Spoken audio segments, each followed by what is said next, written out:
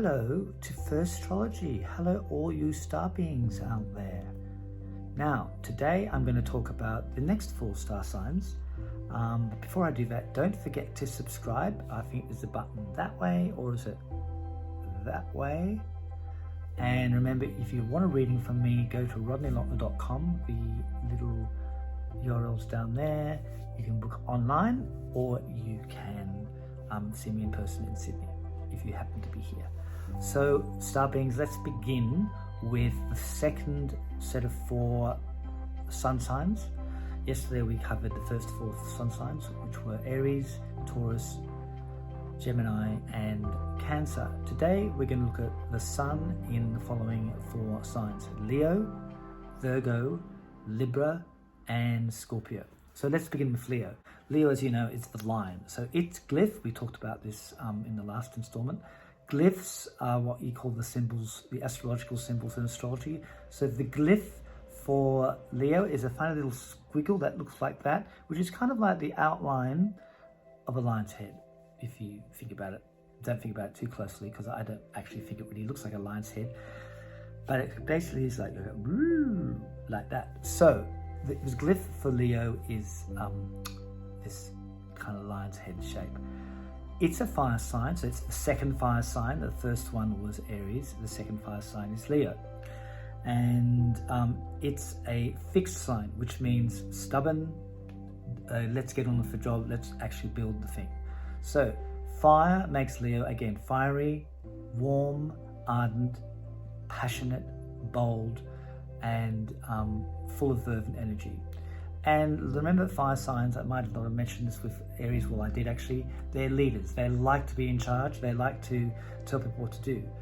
Whereas Aries tends to kind of run away and say, okay, I've set this up now, I've had this great idea, you guys do it. The Leo stays around as a boss, they're in charge, and they're the king or the queen. So Leos want to be in charge, and they literally like to rule, and hence the classic idea of the king or queen is a Leo, a bold, but the head of the pride, the boss, the king, the president, the CEO, is literally the idea of the ruler. So Leos want to rule unopposed, and the Leos are bold, and they're passionate, and they're creative. They love themselves. They think they're amazing. Everything about them is amazing. They like being the center of attention. They're showy. They're glamorous. They revel in wealth and luxury. They're generous, and they're magnanimous, which is a fancy way of saying they like to be good to people. But they only like to be nice to people who listen to them and obey them and worship and adore them. Leos are often quite loud. They're bold. They're proud people. Another proud sign is Capricorn, but we'll get to them. But Leos are particularly proud, and the best way to get in the good books for Leo is to tell them how wonderful they are and obey them.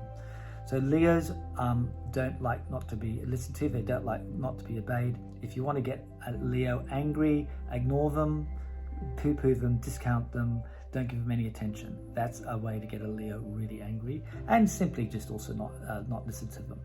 Leos are also warm and generous, and they are kind. And when they like you, and when you're good to them, and when you adore them and worship them and say they're wonderful, they will give you everything. If you give Leo attention and adoration and obedience, they will basically do everything for you. But woe betide anyone who, this is saying it's got low batteries. I don't know what happens then.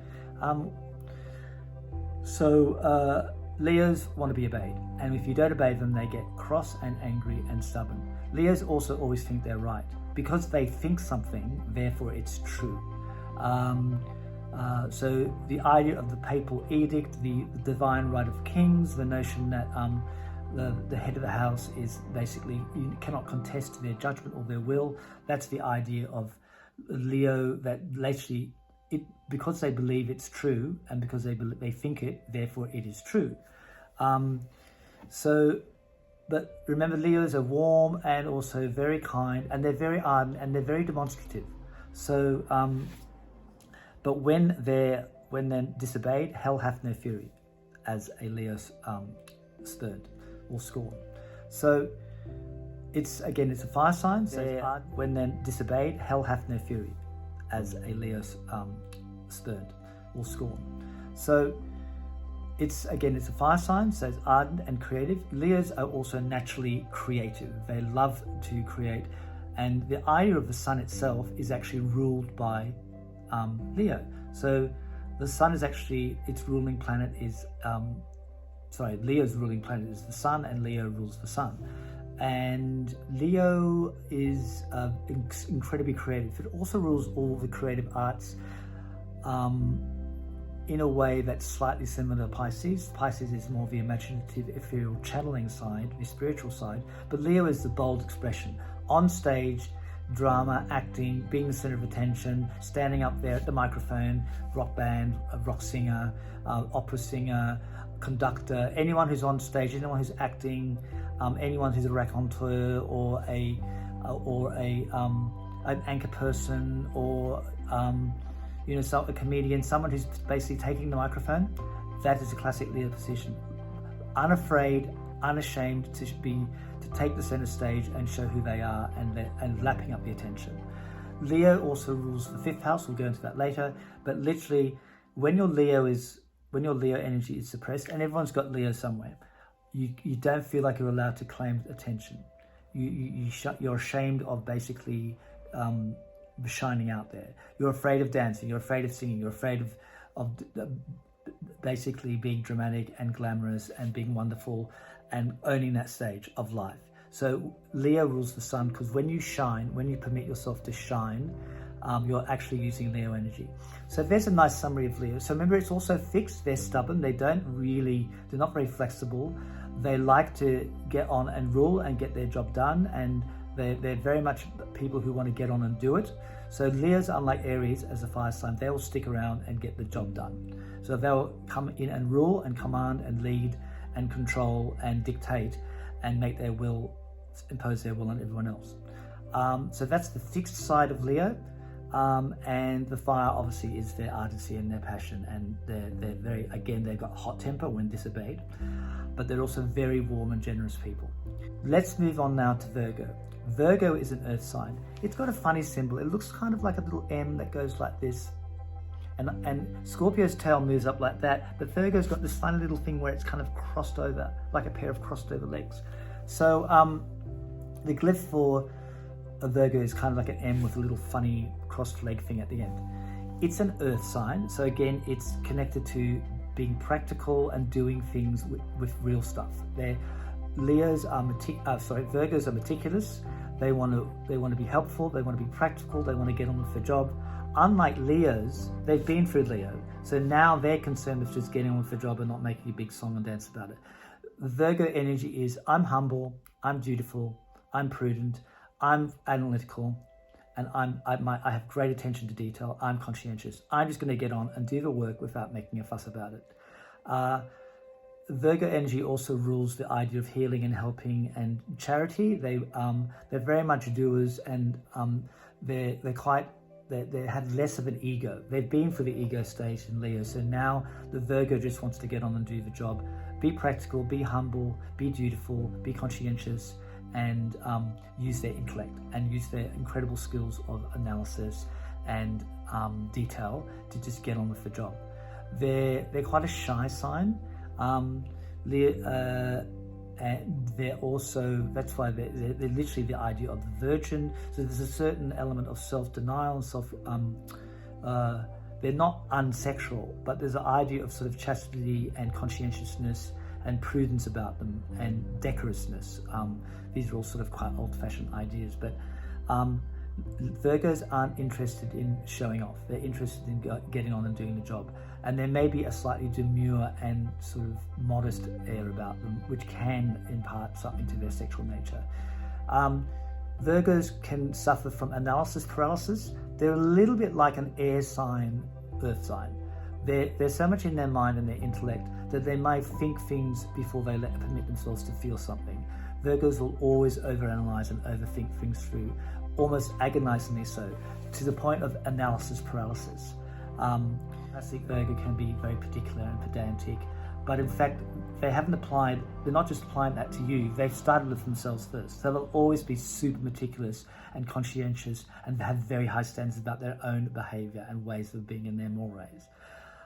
So it's a mutable sign. It's a communicating sign. So Virgos are quite adaptable. Unlike the Leo beforehand, where their way, or it's their way, or my way or the highway. Virgos will adapt and say, oh, well, this is the way things are. I have to adapt. I'm going to get on and I'm communicate and I'm going to get the job done and I'm going to talk to everyone else about this and make sure everyone knows exactly what's going on, and I'm going to have all the detailed notes and provide them with all the information. Very Virgo. It's a little bit like an air sign as an earth sign. It's actually one of it's one of the signs that's almost like another element as well. I find that with Virgos. So it's a feminine sign. Oh, by the way, Leo was a masculine sign. It's not hard to see that it's a masculine sign in that traditional patriarchal astrological male-female idea, but probably not so applicable these days anymore. But it's a feminine sign. So again, it's interior, it's introverted. Virgos need a lot of time by themselves to think and analyze and ponder and just get on and do the work.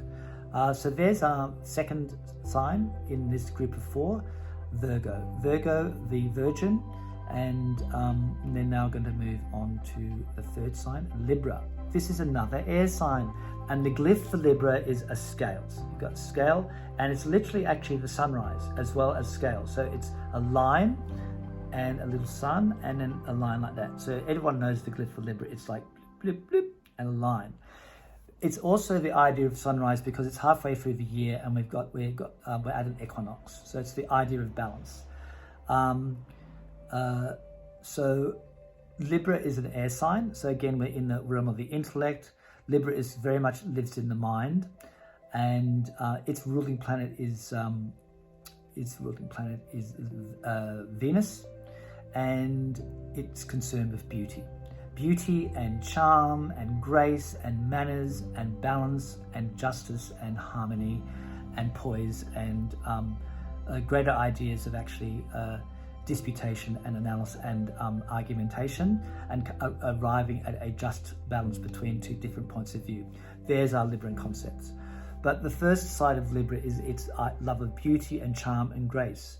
Librans, being ruled by Venus, they're also fond of peace in the same way that Tauruses are, because Tauruses are also ruled by Venus. So the idea of they're not concerned with war, they're concerned with peace. And it doesn't mean that they can't actually get angry, because they can.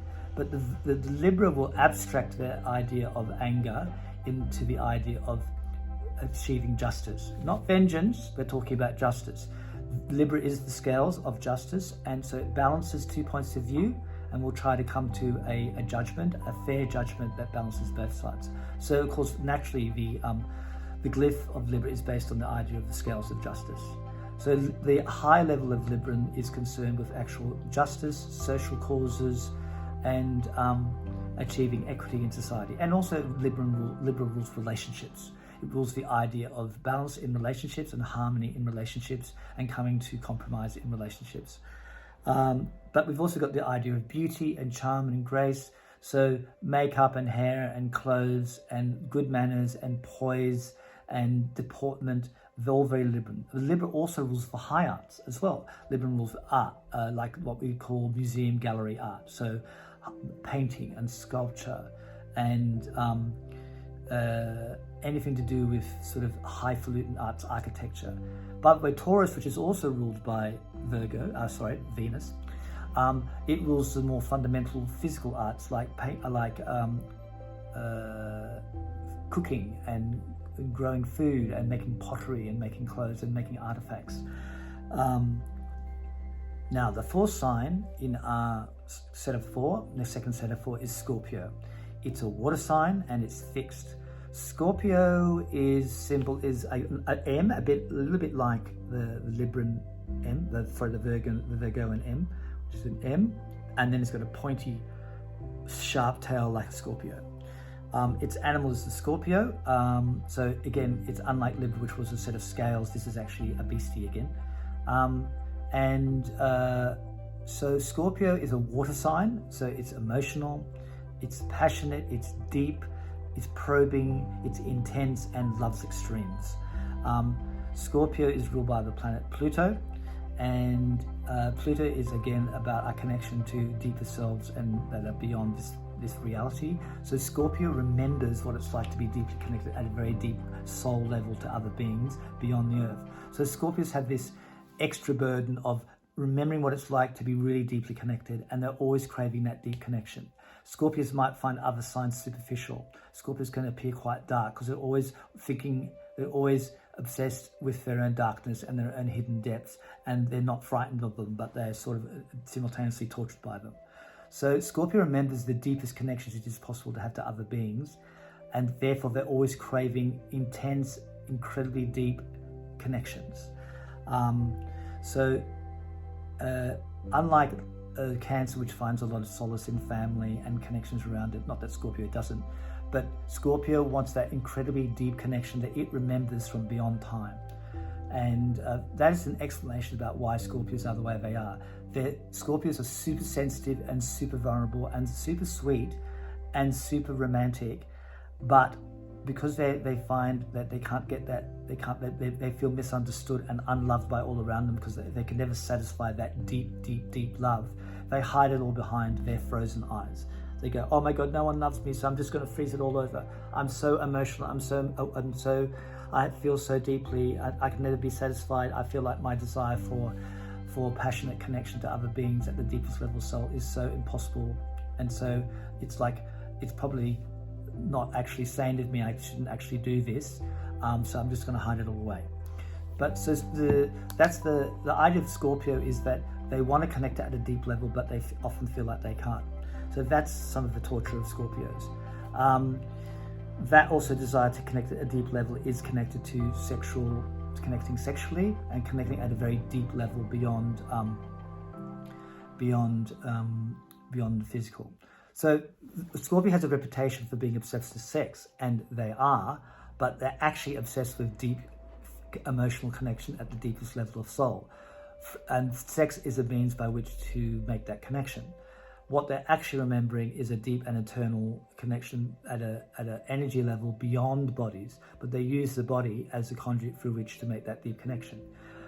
Scorpio is a fixed sign, so it's also very set in its ways.